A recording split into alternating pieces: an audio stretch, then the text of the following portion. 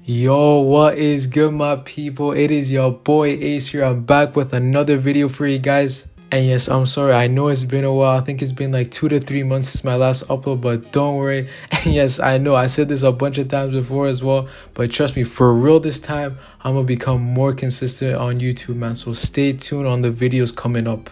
But yeah, in today's video, I'm going to start a brand new series called Weekend Football Review, where I'll basically discuss and dissect everything that happened in the biggest games of the weekend in Europe's top 5 leagues like La Liga, the Prem, the Bundesliga, Serie A, and Liga as well. And yeah, remember, this is interactive, I'm going to say my thoughts, opinions, comments about the games, but you guys get involved as well in the conversation in the comments, and I'll try to respond to everybody I can. But yeah, enough with all this explanation, let's get right into it. Alright, so we start off with the return of the Bundesliga with a 1-1 draw between Leipzig and Bayern. I know they played on a Friday, but I'm still going to include it regardless. But now, what a game though. It had everything, and credits to Leipzig as well. They gave Bayern a really great fight. Choupo-Moting scored the first goal of the game with a header from a great cross from Gnabry. And bro, I'm not going to lie, he's been really good this season. 7 goals and 2 assists in 11 games. Yes, I know he's no Lewandowski, but he's been fulfilling that role perfectly.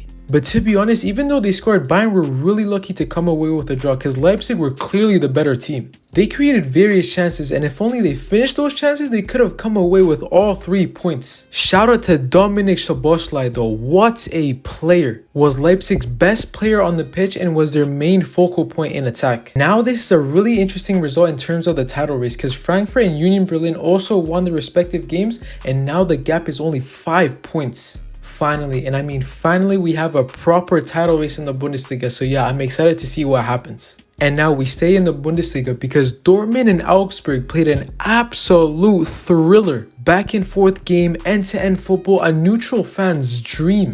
But to be honest, Dortmund should have never conceded all those goals though, because they were clearly the better team. But they were also very sloppy at the back, and that's what costed them. But also credits to Augsburg for pouncing on their mistakes. But this is something that always happens with Dortmund when they have the lead. I feel like they become complacent and forget that they actually have to defend the lead that they have. But to be honest, I don't think any Dortmund fan will care as long as they secure the 3 points, which is understandable by the way. Jude continuing to show his undeniable talent. Bino Gittins with a beautiful curler from outside the box. And Reina with a fantastic volley to win it all. What a game, man.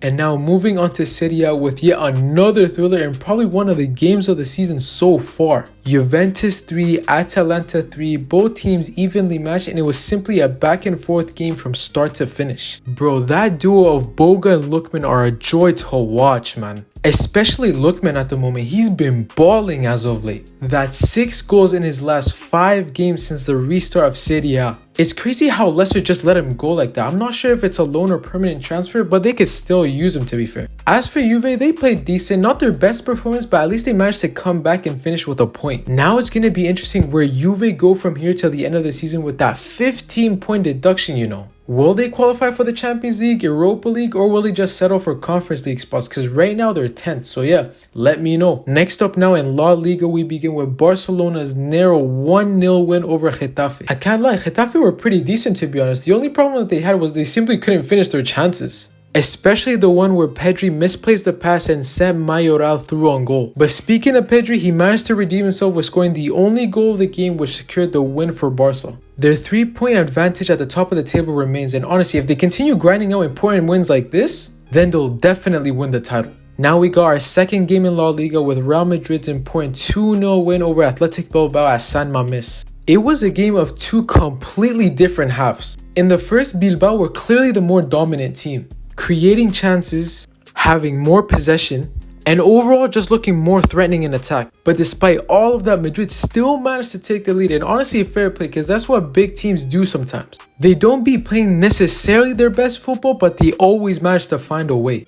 And then in the second, that's where Madrid really began to show the dominance of their own, with Toni Kroos scoring in the 90th minute to secure all 3 points and keep the title race alive. Now moving from one Madrid team to the other, we got Atleti 3, Valladolid 0.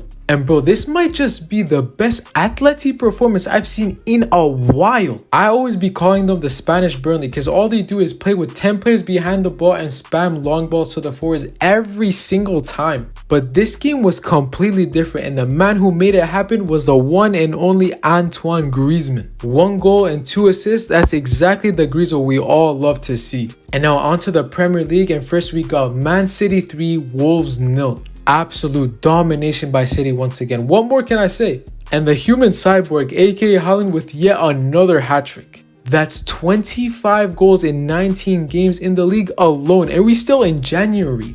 Bro is on another level. My guy already beat last season's Golden Boot winners in Salah and Son. It's actually crazy. But nah, even though it was a comfortable win, it was much needed because they have to maintain the pressure at Arsenal to keep the title race alive. Cause bro, I'm telling you this right now, yeah, if City drops points one more time and Arsenal keep playing the way they are, the league is wrapped. Simple as that. Next we got Liverpool versus Chelsea, aka the battle of mid. And I can't lie, it was indeed very mid. I'm a Liverpool fan for those who don't know, and man, this game was so painful to watch. You're telling me we had a total of 15 shots and only had 3 on target all game? I'm sorry, but that is genuinely concerning. I still don't know how our finishing has become so bad like this. But to be honest, I'm not going to put the entire blame on the attacking players because the rest of the team were absolutely terrible as well. As for Chelsea, I'm being completely honest, they were definitely the better team on the day. We were just lucky that they were just as bad as us because bro, on another day with a better team,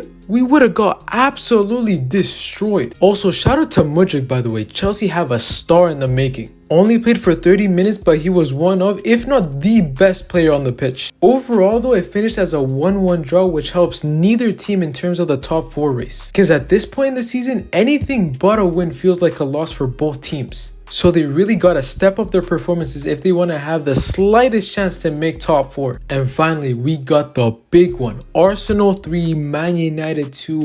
What a match, bro. Up there with one of the games of the season so far. It had everything. But now look, if you haven't been taking Arsenal seriously this season, then you really gotta start doing that. Because bro, they're literally another 50 points away from securing their first league title in over 20 years. The job Arteta has done so far is simply incredible. It kind of reminds me a little bit of Klopp when he arrived at Liverpool in 2015. He took a team that was constantly finishing outside the top 4 to now being top of the league and playing the best football in the Prem. That's why even though I'm a Liverpool fan, but in terms of the title race, I'm picking Arsenal 100%. City because they would go 3 in a row, and United because it's United. Do I have to say any more? I simply cannot see them winning the league again. But yeah guys, those were my takes on the games that happened this weekend, and bro, I gotta say, what a weekend for football. However, I'm trying to hear what you guys are saying as well. So put your guys' thoughts and opinions in the comment section below, and I'm gonna make sure to get back to you guys. But yes, my people, I hope you guys enjoyed today's video. Don't forget to like, share, and subscribe. And as always, I catch you guys later. Take care and peace.